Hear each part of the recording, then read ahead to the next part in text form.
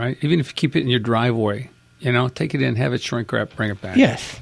Oh, let me finish the hearing plan because I screwed up last hour, right? If you're having some issues, you can get a free hearing test. Yes. Amy Arnold is doing some tests. You can call her 810-225-2205. Take care of your hearing because you know what? You need to be able to hear, right? Okay. Well, let's take care of the real show. We've got Congressman from the 7th District, U.S. Congressman Tim Walberg calling in. Tim, welcome to the show. Hey, good to be with you. Welcome back to the country. Yeah, I tell you, Tim, when you come into the continent, I thanked all our TSA and our DHS guys when they came in, or when I came in through the country, and they were all very spectacular. We got those kiosks now, which is really helpful, but the guys bringing us in and checking us out were all very polite. They were helpful, and I thanked them for protecting us, because that's what they do. But he had to take a 2-hour bus ride, and I thought I was going to have to do a GoFundMe or do the show by myself. I was a little worried traveling in Mexico, let me tell you. But so, Tim, what do you got? Before we get into the questions that we have for you, what do you got? Anything that you wanted to bring out to the constituents?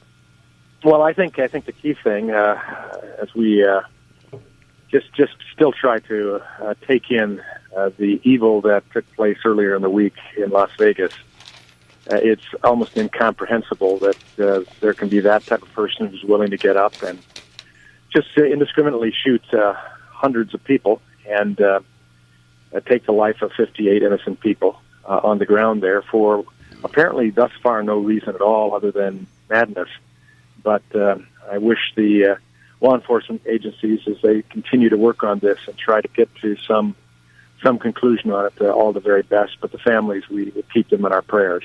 So that overshadows almost anything else this week, except for the fact, there were some things that took place, and you asked me about them. And the key thing is we got the budget bill out of the House this week. A budget is just a roadmap. It never ends up being exactly what we do with the appropriations spending packages, and we passed our entire 12-bill spending package 2 weeks ago on time, on budget, and sent that to the Senate where it still sits. But the tax bill, or the tax reform bill, we want to use reconciliation on, so we don't have to have a 60-vote requirement in the Senate. So we passed the budget yesterday, or 2 days ago, which gave us the reconciliation opportunity again for the tax reform bill.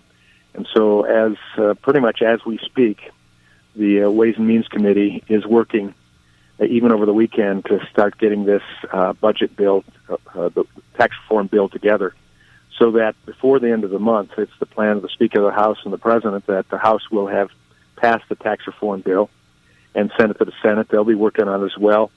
The House, the Senate, and the White House so far are on target together in moving it forward. There'll be some arguments here and there, as they must be, but we feel very confident we're going to get it done. The President's going to sign a tax reform bill, first one since 1986, Reagan.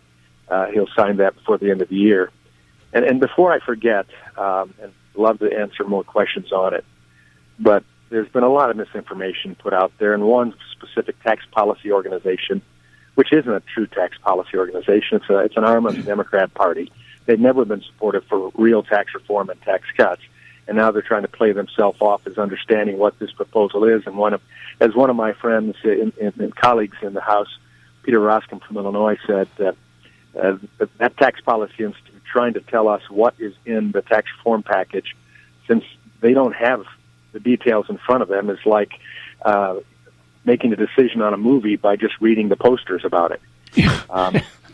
So the bottom line is they're saying we are bumping up taxes for everybody, specifically the lower income brackets and the middle income.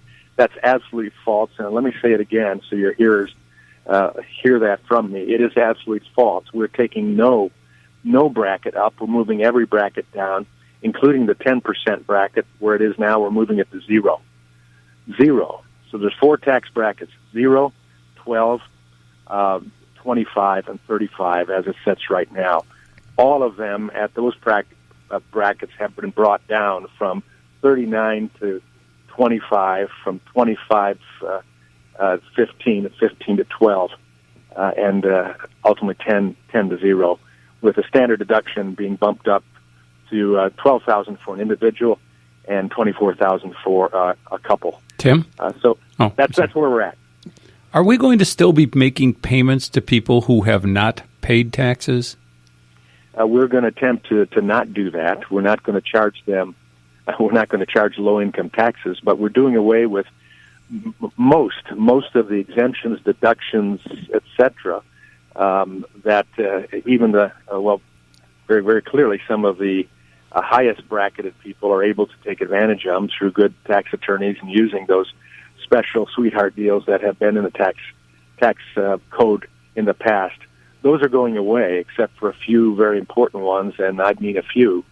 That's all. So, really, in a sense, there will not be that situation where people who don't pay taxes, unless, of course, they are extremely low income, get dollars put back to them. Yeah, so we can do all that we want, Tim, and you guys have done your job, but it's still going to go to the House or to the Senate, and Mitch McConnell is going to, as you said, you guys have to use that process, reconciliation, which I'd like to hear more about. Which absolutely drives me insane. I'm so sick and tired of a weak, pathetic Mitch McConnell and the Republicans in the Senate who will not use 51 votes. Just get it done. Stop playing around. The Democrats would have done it to us. I don't know why they're so cowardly that they won't just do it. Well, I think it's going to take the American people really showing their anger. Let's call it righteous indignation against this going on. We know, you and I both know, that the Democrats get the opportunity to be in the majority again. Filibuster is gone.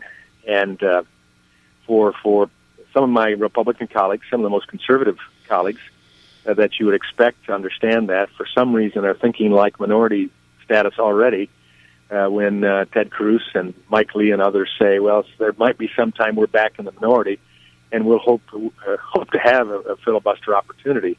Well, they're not going to have that. And if that's the case, they're already thinking like the minority. I've always felt that if you do your job, you do what you told the people you're going to do, it has the impact that they expect to have on them, they're going to keep you in the majority. So act like a majority now and move forward. If Chuck Schumer was working, in a productive way within the system, being a loyal opposition, as it's supposed to be, there's supposed to be a cooling off time in the Senate. If he was just doing that, that'd be one thing.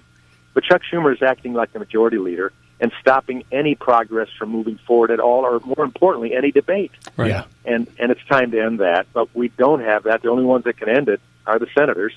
And so I would encourage your listeners to write, call, to email our senators and any other senator you can email or write to.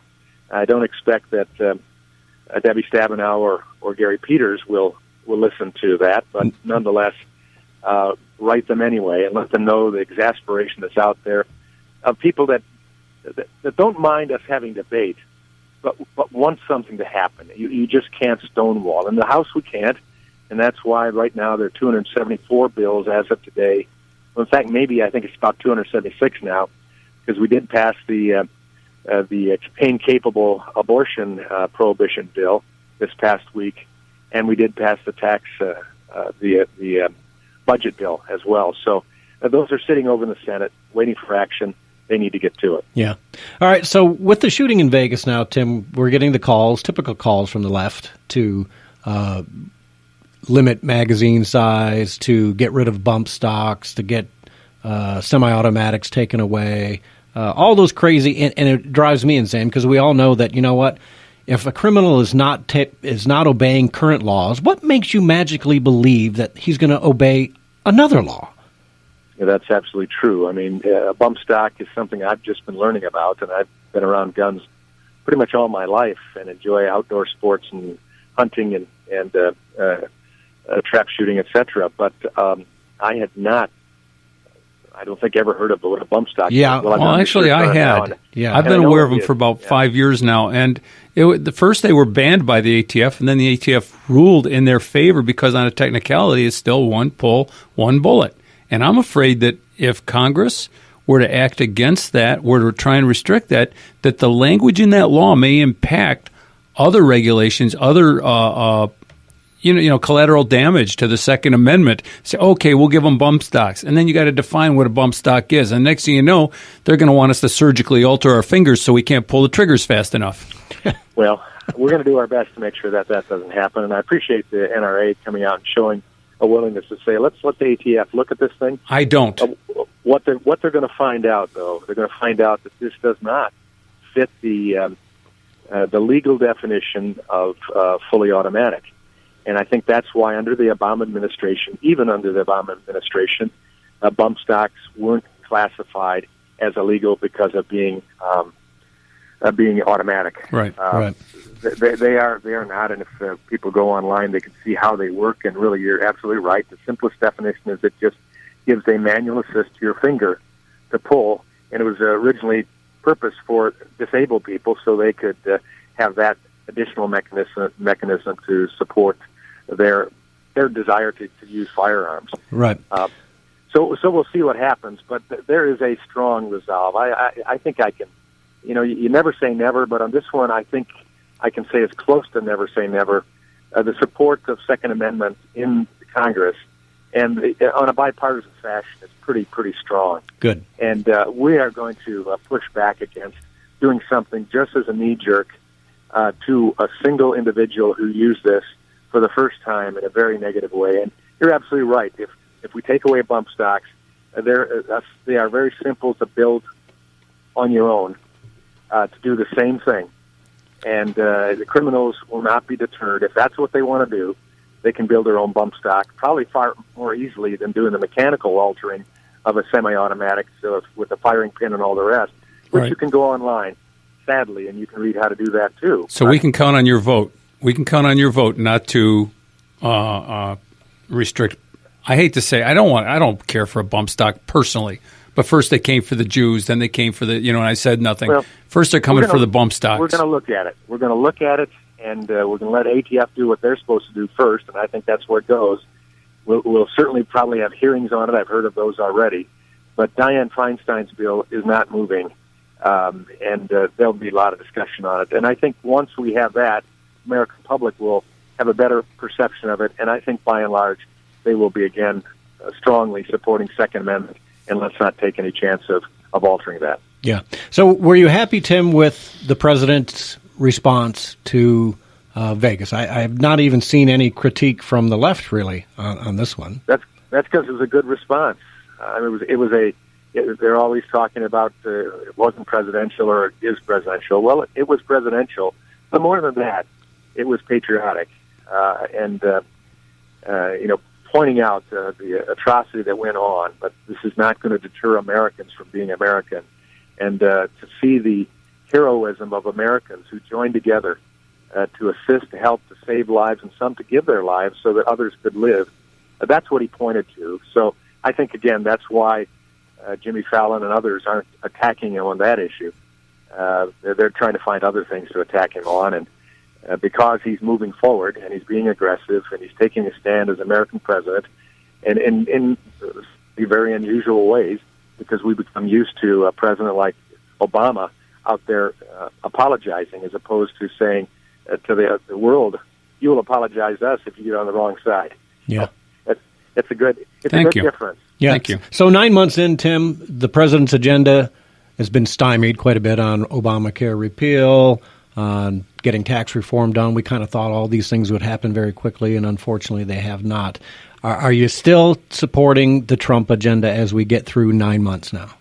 Oh, absolutely, and he's supporting ours. They coincide. And in the House, I again point to the fact we've done everything that Trump wanted, and we've done everything we wanted so far, except getting a health care reform bill to his desk, and that's the Senate's problem. The same with Dodd-Frank. We passed Dodd-Frank repeal, which the people wanted us to do, and that sits in the Senate without moving. But We've done that. But if you look at the other things it's accomplished that allows a bullish market, the stock market to continue, a 3% GDP growth weeks we didn't see during the past administration, and now it continues to look like it's very stable and going to continue moving because of the optimism in the markets, optimism in business.